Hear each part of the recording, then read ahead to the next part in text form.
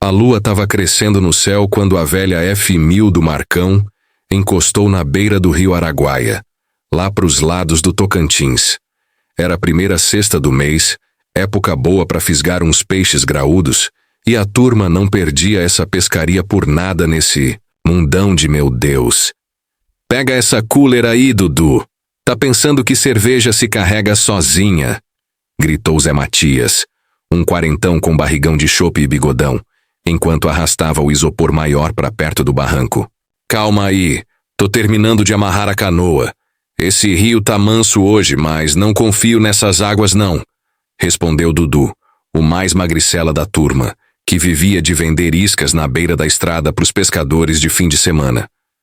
Além deles, dois, tinha o Marcão, dono da caminhonete toda remendada, mas que não deixava ninguém na mão. O Dito, um caboclo baixinho que conhecia cada palmo daquele rio e tinha fama de pescar até em poça d'água. E o Theo, sobrinho do Marcão, um moleque da cidade grande que estava na primeira pescaria da vida, tremendo mais que vara de lambari. Vocês não ficam com medo desse mato todo aí, não? Perguntou Theo, olhando pro cerradão fechado que cercava a beirada do rio. Minha avó sempre falava que nesses lugares tem assombração, essas coisas. Ah, moleque, aqui o que tem é peixe. E pernilongo deixa de ser cagão. Marcão deu um tapa na nuca do sobrinho. Seu pai te mandou para aprender a ser homem, não para ficar assustado com conto de velho. Dito, que estava amarrando uns anzóis de colher, olhou sério pro garoto. Respeita. As histórias dos antigos, rapaz. Sua avó não tá errada, não. Esse pedaço de rio tem história, mas não é de fantasma. A noite já vinha engolindo o resto do dia quando eles terminaram de montar o acampamento. 4 cadeiras de praia bem surradas, umas lanternas a pilha, uma fogueirinha pequena para não espantar os peixes e uma churrasqueira portátil que o Marcão trouxe, amarrada no bagageiro. O cheiro da linguiça fritando já deixava todo mundo com água na boca. Dito, conta aquela história do seu tio que sumiu aqui na região, pediu Dudu, enquanto abria mais uma latinha de cerveja. Dito acendeu um cigarro de palha, deu uma tragada, funda e olhou pro mato escuro além da luz da fogueira. Isso foi em 2011. Tava numa lua igual essa de hoje, começou ele, e o Theo já foi chegando mais perto da fogueira. Meu tio Juvenal era caçador, desses que conhece o mato como a palma da mão. Num dia ele saiu para caçar uns tatus e não voltou. Acharam só o facão e o chapéu dele lá perto do trecho que chamam de Poço Fundo. Tava tudo lambuzado de sangue e tinha uns pelo esquisito grudado. Foram as onças que pegaram ele. Atalhou Zé Matias, virando um gole de cachaça. Não foi. Onça não. Dito sacudiu a cabeça. Onça não deixa pelo assim. E ninguém nunca achou o corpo do meu tio, nem osso, nem nada. E o que cê acha que foi? Perguntou o Theo já com os olhos arregalados. Por essas bandas. Dito baixou a voz. O povo fala do lobisomem do Araguaia. Não é como esse das histórias de cidade, não. É um bicho antigo, que os índios já temiam, antes do homem branco chegar. Dizem que é um espírito maligno que toma forma nas noites de lua, mas só quando alguém mexe nas coisas que não deve. Que papo furado. Riu Marcão, mas sem muita convicção. Ri não. Dito continuou. Mais 3 caçadores sumiram do mesmo jeito depois do meu tio. Um deles era primo do delegado de Conceição, sujeito experiente. Acharam ele uma semana depois, ou melhor, acharam o que sobrou. Tava como se tivesse sido rasgado em pedaços, com marcas de dente que ninguém conseguiu identificar. O silêncio pesou entre eles. Só se ouvia o barulho da mata e o rio correndo manso ali perto. Theo se encolheu todo. Isso é conversa para assustar turista, disse Dudu finalmente, mas tinha um tremor na voz.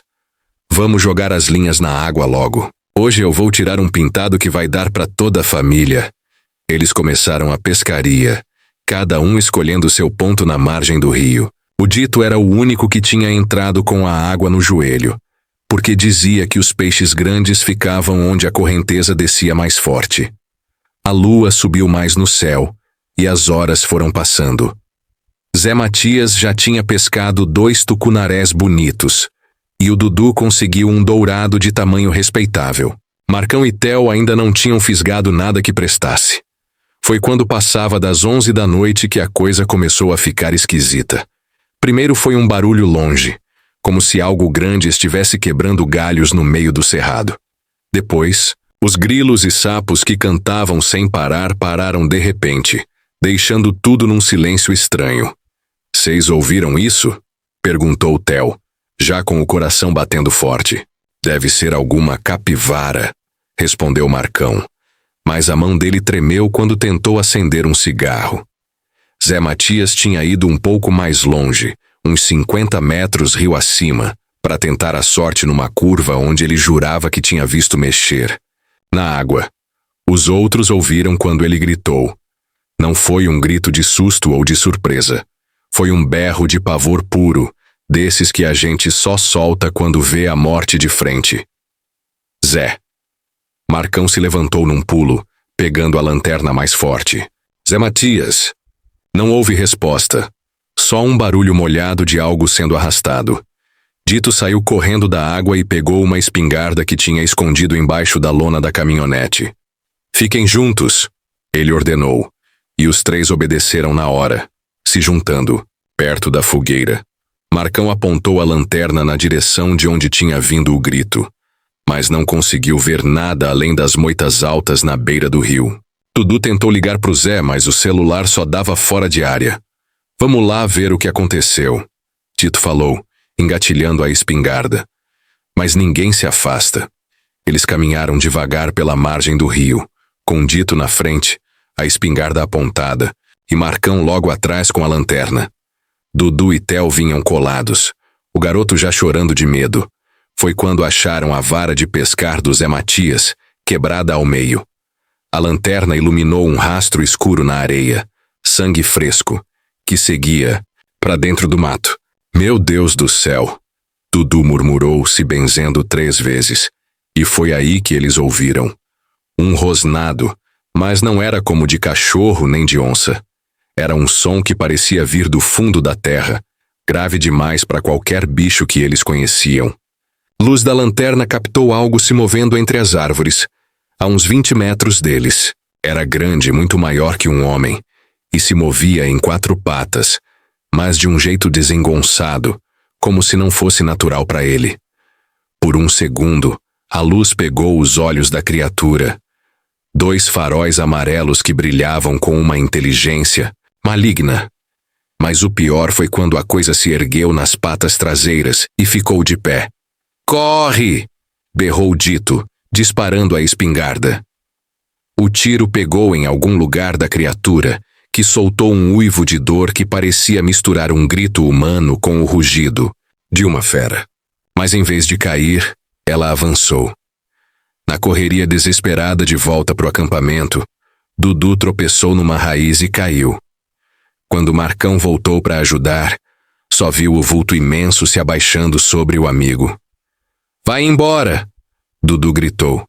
"Corre!" Marcão puxou o sobrinho pelo braço e os 2 correram até a caminhonete enquanto Dito recarregava a espingarda e atirava de novo. "Liga essa merda!" gritou Dito pulando na caçamba do carro enquanto a criatura surgia das sombras.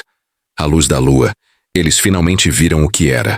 Um monstro que parecia um lobo, mas do tamanho de um cavalo, com braços longos demais terminados. Em garras enormes. A cara era o mais horripilante. Um focinho alongado cheio de dentes pontiagudos, mas com traços quase humanos nos olhos e na testa. Dito disparou mais um tiro, acertando o peito da criatura, que cambaleou. Marcão finalmente conseguiu ligar a caminhonete e saiu cantando pneu, com Dito segurando firme na caçamba. "E o Dudu? E o Zé?" chorava Theo, olhando para trás. "Eles já eram", respondeu Marcão, com a voz embargada. A F1000 sacolejava pela estrada de terra quando Dito gritou da caçamba. "Ele tá vindo!" No retrovisor, Marcão viu a silhueta monstruosa correndo atrás deles, ganhando terreno mesmo com o carro a toda velocidade. A criatura se movia numa velocidade impossível, pulando de um lado para o outro da estrada. Mais rápido, porra! Berrou Dito, tentando mirar com a espingarda, mas a tremedeira do carro não deixava. Foi quando o lobisomem deu um salto imenso e pousou na traseira da caminhonete. A lataria afundou com o peso, e Dito caiu para trás, a espingarda disparando para o alto. Dito! Theo gritou, vendo pela janela traseira as garras enormes rasgarem o amigo como se fosse papel. Marcão pisou ainda mais fundo no acelerador, rezando para chegar na estrada principal. O barulho na caçamba era de revirar o estômago. Ossos quebrando, carne sendo rasgada. E então o vidro traseiro estourou quando a cabeça monstruosa do lobisomem tentou entrar na cabine. Theo gritou como nunca na vida enquanto as garras enormes tentavam alcançá-los. Em desespero, Marcão jogou o carro contra uma árvore na beira da estrada. O impacto foi violento, jogando o lobisomem para frente. A F1000 capotou 1, 2, 3 vezes até parar de rodas para cima. Theo acordou pendurado no cinto de segurança, com um gosto de sangue na boca. Ao lado dele, Marcão estava imóvel, com um pedaço do volante cravado no peito. Tio! Ele chamou, sem resposta. Com dificuldade, o garoto se soltou e saiu pela janela quebrada. A estrada estava deserta, iluminada apenas pela lua. Da criatura, nem sinal. Cambaleando, ele começou a andar na direção que achava ser a da cidade, chorando de dor e medo. Foi quando ouviu o rosnado vindo de trás. Theo nem olhou para trás.